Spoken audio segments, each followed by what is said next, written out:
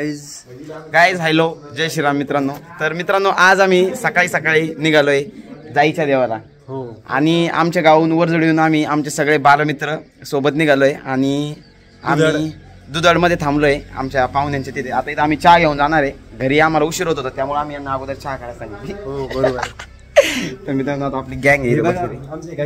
Guys मित्रांनो हे showcase तुमच्या ओळखीच नसेल, संदीप, हे चक्रधर, विशाल भैया, यो आपला पवन आणि यो विकास चष्माराव. चष्माराव मित्रांनो हे विशाल. तर आपण इथं आता थांबलेलो आहे आणि आपण आता इथे निघणार आहे. तर पाहुणे येते त्यामुळे मी बंद करतो.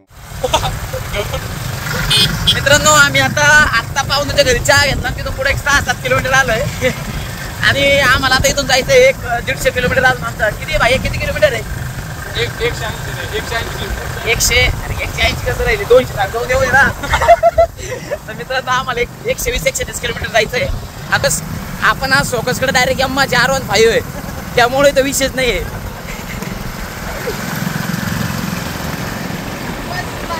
नाही रे नाही तरी पुढं आपला अनु समोर आपले 2-3 पोरं पुढे गेलेले आहे.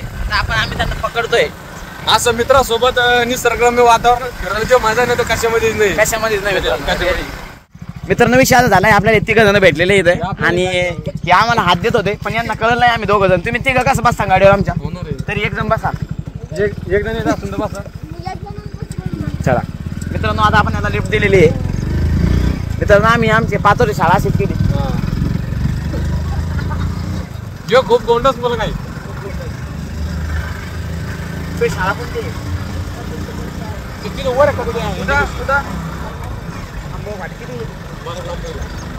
मित्रांनो 7 किलोमीटर तो इथून जातोय. मित्रांनो नॉट अ जोक, साधा विषय नाहीये.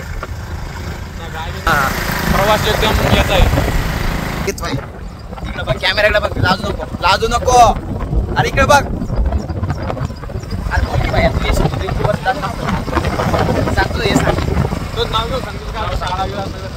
ओळख करून तुझे आणि तो शाळेचं नाव काही केंद्र काही सांगायला लागत नाही का?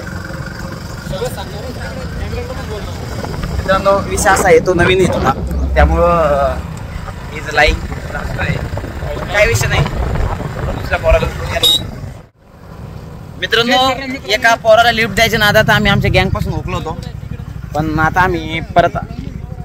मित्रांनो तुम्ही बघू शकता वरती बसलेला. मित्रांनो ट्रॅक्टरचं इंजिन आहे आणि ट्रॅक्टरवानीच पेते. मित्रांनो आपले भावी PS आहेत. नाही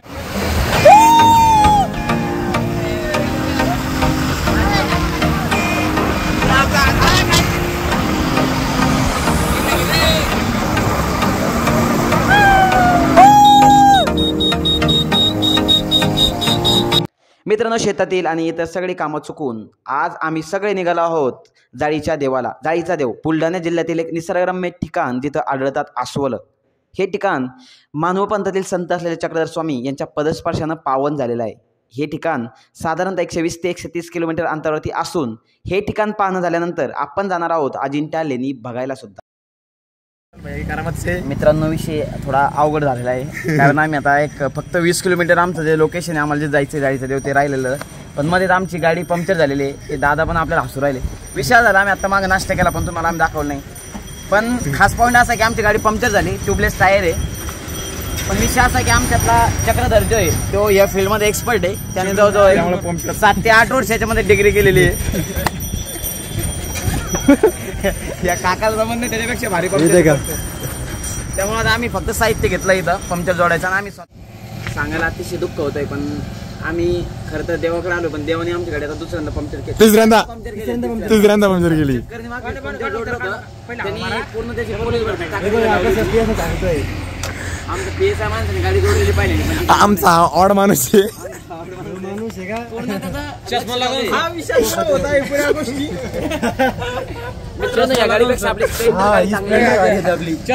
भाई या गाडीला मी 3दा पंक्चर केलेला आहे. 1 नाही 2.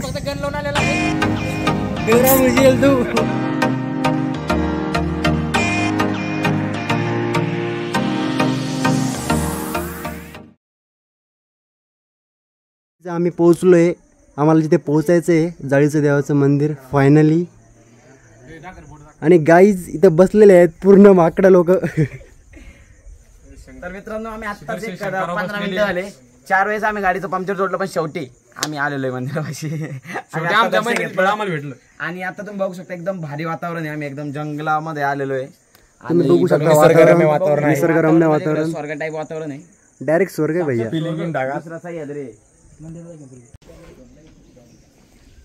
मित्रांनो आता हे जे समोरचं गाव तुम्हाला दिसतंय हे सावळद्वारा ना. आणि हा पूर्ण मंदिरालगतचा परिसर आहे. खूपच सुंदर आहे.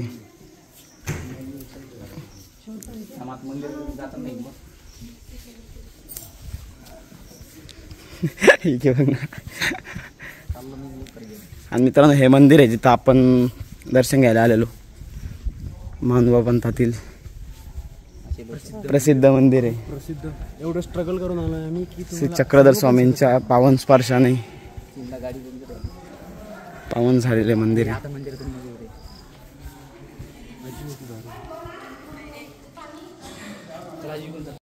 पाकिस्तानला जाऊन काढले मग त्याचं काय चांगली घरी ए उतर आपल्या खेळाचं करून फोटो करून घेऊ.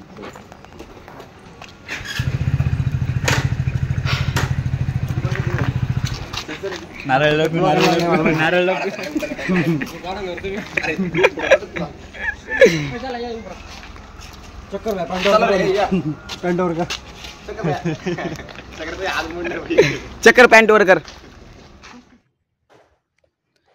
मित्रांनो आपण ज्याच्यासाठी आलो होतो तो जाळीचा देव बघून आणि इथे 1 तास 1.5 तास थांबून आता आपण आपल्या निघालोय पुढच्या प्रवासाला, जे की आहे 25 किलोमीटर अंतरावरती वसलेलं अजिंठा लेणी हे ठिकाण. जगप्रसिद्ध अशा अजिंठा लेण्या आज आपल्याला बघायला जायचंय आणि आम्ही आता निघालोय त्याच प्रवासाला. तर मित्रांनो आम्ही आत्ता अजिंठा घाट उतरून आत्ता जाळीच्या देऊन अजिंठाकडे आलेलो आहे आणि अजिंठा लेणी आता आम्ही बघायला चाललोय. आत्ता आम्ही किती रुपये आम्ही 215 रुपये देऊन सगळे तिकीट वगैरे काढले. म्हणजे खूपच जास्त पैसे चार्ज केले जात आहे बट इट्स फाईन. आता आम्ही पुढचं टार्गेट आहे की इथून बस पकडायची आणि 4 किलोमीटर अजिंठा लेणी आहे आणि मग तिथून आम्हाला अजिंठा लेणीला जायचं आहे. एकदम भारी वातावरण आहे. थोडंसं ऊन पडलेलं आहे पण मे बी तिथं थंडगार असेल. आपली सगळी गँग पुढे गेलेली आहे. तर मित्र फायनली आमची बस आता निघलेली आहे आणि आम्ही आता जातोय की अजिंठा वेरूळ लेणीला. आमच्या ब्लॉगमध्ये नवीन एंट्री होते सध्या. हाय गाइस हाय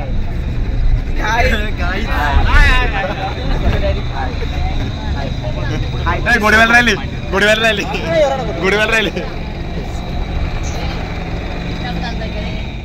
मित्रांनो विषय झाला तर आता आम्ही एक एसीच्या बसमध्ये बसलोय आणि आमचा पवन जो आहे ना तो ड्रायव्हरला म्हणत होता की काचा कशा उघडतात. एसीची बस कशा उघडत. तर मित्रांनो आता आम्ही 30 रुपये तिकीट काढले. आता आम्हाला ही बस अजिंठा लेणी पाशी सोडणार आहे. याने तिकीट काढलं मित्रांनो. थँक्यू. ही कसं वाटतं तुला? एकदम भारी. तोंडात काय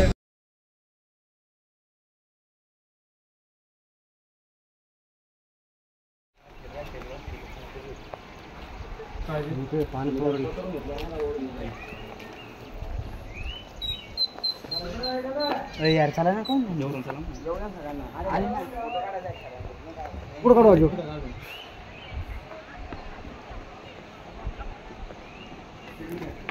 मित्रांनो आता आपण लेणी क्रमांक 3 मध्ये एका पुरातन विभागाच्या गाईडच्या माध्यमातून थोडीशी माहिती घेतली आणि खूपच भारी वाटलं की इतका जबरदस्त नमुना आपल्याकडे आहे. म्हणजे जगातल्या 7व्या आश्चर्याला का म्हणतात हे आम्हाला आज कळालं. मध्ये इतके सुंदर सुंदर डिझाईन्स, पेंटिंग आणि अजून बरंच काही पाहायला मिळालं. त्यांच्या माहितीनुसार 800 ते 900 वर्ष फक्त लेणी पूर्ण लेणी कोरायला लागली आणि त्यातून हे सगळं कळालं. आणि त्यानंतर मग इंग्रज अधिकारी भारतात आल्यानंतर त्यांच्या माध्यमातून ह्या लेण्यांची माहिती लोकांपर्यंत आणि जगापर्यंत पोहोचली. आजही आपण जर हा विचार केला तर वाटणार नाही की ह्या लेण्या माणसांनी दगडी आणि छन्ने आणि हातोड्याच्या माध्यमातून फोडलेल्या आहेत. आजकाल किती का इंजिनिअरिंगच्या माध्यमातून हे होणं शक्य नाही. तर अशा प्रकारची माहिती आपल्याकडे तेवढा वेळ नाही की आपण सगळ्या लेण्यामध्ये जाऊन तुम्हाला मी माहिती देऊ शकेल. मला वाटतं तुम्ही एक दिवस या आणि गाईड लावून ही सगळी माहिती बघा. तर मित्रांनो लेणी नंबर 3 मधून पुढे गेल्यानंतर आता आपण निघालोय पुढच्या लेणी बघायला. खरं तर अतिशय अप्रतिम असं स्थापत्यशास्त्राचं एक नमुना इथं आपल्याला पाहायला मिळतो. पाण्याची योग्य ती विल्हेवाट. असं म्हणतात की काही वर्षापूर्वी म्हणजे जवळजवळ 9व्या 10व्या किंवा 11व्या 12व्या शतकामध्ये इथं बौद्ध भिक्षुक राहायचे आणि हे भिक्षुक इथंच राहायचे, शिक्षण घ्यायचे आणि पुढील त्यांचं जीवन इथं जगायचे. खरं तर लेणीच्या मध्ये जेव्हा आपण जातो तर लेणीच्या मध्ये गेल्यानंतर आपल्याला दिसतं वेगवेगळ्या मूर्त्या. या खास मूर्त्यांचं वैशिष्ट्य म्हणजे या सगळ्या मूर्त्या म्हणजे मोस्ट ऑफ दी मूर्त्या गौतम बुद्धाच्या असूनसुद्धा प्रत्येकाच्या चेहऱ्यावरची छवी मात्र थोडी वेगळी आहे. ह्याच मूर्त्या किंवा हे सगळं स्थापत्यशास्त्राचं काम आज मोठ्या मोठ्या मशिनरी वापरूनसुद्धा करणं या आजच्या काळात शक्य नाही. खरं तर वेगवेगळ्या मुद्रातील या वेगवेगळ्या मूर्त्या बघताना आजसुद्धा खूप भारी वाटतं. खांबाच्या आतमध्ये बसल्या जायचं आणि या ठिकाणी प्रार्थना व्हायची. चॅन्टिंग होण्यासाठी सगळे भिक्षू लोक एका लाईनमध्ये बसले यायचे आणि सिनियर भिक्षूचा जो आवाज आहे बाहेरच्या भिक्षूच्या कानापर्यंत जाईल अशी संरचना या लेणीमध्ये केलेली आहे. त्याला इको सिस्टम असं म्हणतात, इको साऊंड म्हणतात. तो इको साऊंड आपण इथे आता एक बिलकुल शांतपणे ऐकूया. मित्रांनो, इथं खरं तर फोटो किंवा व्हिडिओ काढण्यासाठी परमिशन नाही, पण खास आम्ही पैसे देऊन फक्त तुम्हाला दिसावं म्हणून व्हिडिओची परमिशन घेतलेली आहे. आणि ही त्या लेण्यामधली पहिली लेणी आम्ही ज्या बाजून आलो. आता या लेणीचं नाव वगैरे तुम्हाला सांगतो.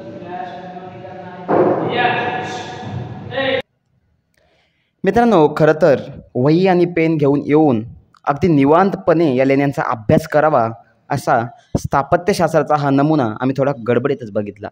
आणि मग तिथलं निसर्गरम्य वातावरण, धबधबे या सगळ्या गोष्टी आम्ही बघतच आहोत. आणि मग आमचे सगळे बालमित्र थोडेसे बोर झाल्यानंतर आता आपण निघालो आहे लेणीच्या बाहेर घरी जायला. तर मित्रांनो, एक त्यांनी आपल्याकडून 40 रुपये एक्स्ट्रा घेतले. 40 म्हणजे ते 50 म्हणजे 55 रुपये घेतले आपल्या तिकिटाचे. ते सोडून द्या तुम्ही, ते डोक्यातून काढा. मग तुम्हाला लेणी कशी वाटली? ओके, तुम्ही काही सजेशन्स वगैरे? हो, खूप सारे सजेशन्स. काय लवकर घरी चला. सुदर्शन, एकदम भारी तुझा एक्सपिरियन्स काय होता? लय भारी, खूप छान. मला वाटलं नव्हतं अशी असं. Okay, nice. Beyond expectation. तर सुदर्शनला आणि आमच्या सगळ्या गँगला लेणी अतिशय सुंदर वाटलेली आहे. फक्त त्यांनी तिथं 40 रुपये आणि अगोदर 15 रुपये घ्यायला नव्हते पाहिजे, पण त्यांनी घेतले पर मेंबर.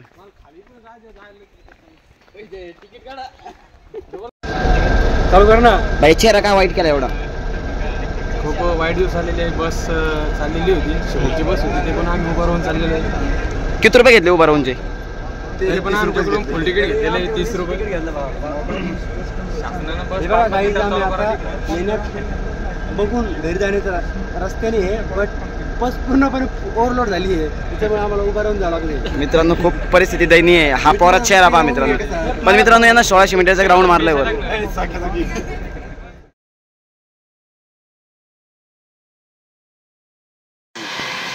तर मित्रांनो, आम्ही आता अजिंठाहून पुढे आलोय 12-13 किलोमीटर. आणि आता आम्ही आलोय निखिलकडे. आपण निखिलची साई सॉ मिल आज बघायला आलेलो आहे. आमचे सगळे मित्र आलेले आहेत. म्हणलं 12-13 किलोमीटर तर निखिलला भेटून जाऊ. खूप भारी वाटलं इकडे येऊन. इकडे केळीची पण खूप भारी शेती आहे आणि खूपच भारी वातावरण आहे. पण आमचा एक संदीप मित्र बोर झालेला आहे. दाखवतो मित्रांनो.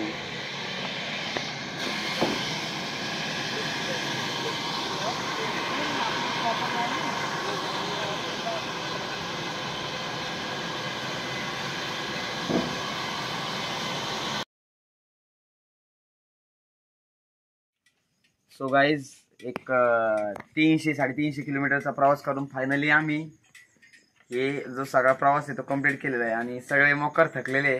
आता तुम्ही बघू शकता, रात्रीचे 11:30 वाजलेले. म्हणजे आम्ही आज जवळजवळ सकाळी 6 वाजता निघालेलो आणि आता 11:30 वाजता. म्हणजे तुम्ही विचार करू शकता किती वेळ लागला. ना आम्ही आज खूप मोठा प्रवास करून आम्ही जामनेरला सुद्धा जाऊन आलेलो जळगावच्या. तर खूप मजा आली, खूप भारी वाटलं. आता मी सगळ्यांना क्वेश्चन विचारतो. सुदर्शन तुला कसं वाटलं आज? वाटलं लय भारी वाटलं रे. लय भारी. अजून एक ओके, शब्द, अजून अजून काय? एक शब्द. अजून एक शब्द. चक्रधरला विचार होता. ओके चक्रधर ब्रो तुला कसं वाटलं आज? आम्हाला बी छान वाटलं. छान वाटलं का? फक्त छानच वाटलं का? थोडा अवघड होता. ओके विशाल सर तुम्हाला कसं वाटलं? तिची कंट होती कमी सगळी आम्हाला नव्हती केली. अच्छा बरोबर आहे बरोबर आहे. Vishal I love you Vishal. Pawan जेट बोला. चांगलं वाटलं. चांगलं वाटलं का? विक्रम तुम्हाला कसं वाटलंय? एकदम भारी. एकदम भारी. ओके अजून एक शब्द. केलं नाही म्हणून गाडी पंक्चर झाली. ओके ते तर सगळ्यांना माहिती आहे. Okay guys bye bye. So guys मिलते हैं हमारे अगले ब्लॉग में और नए गाइस के साथ. Thank you so much. म्हणजे उद्या आपल्याला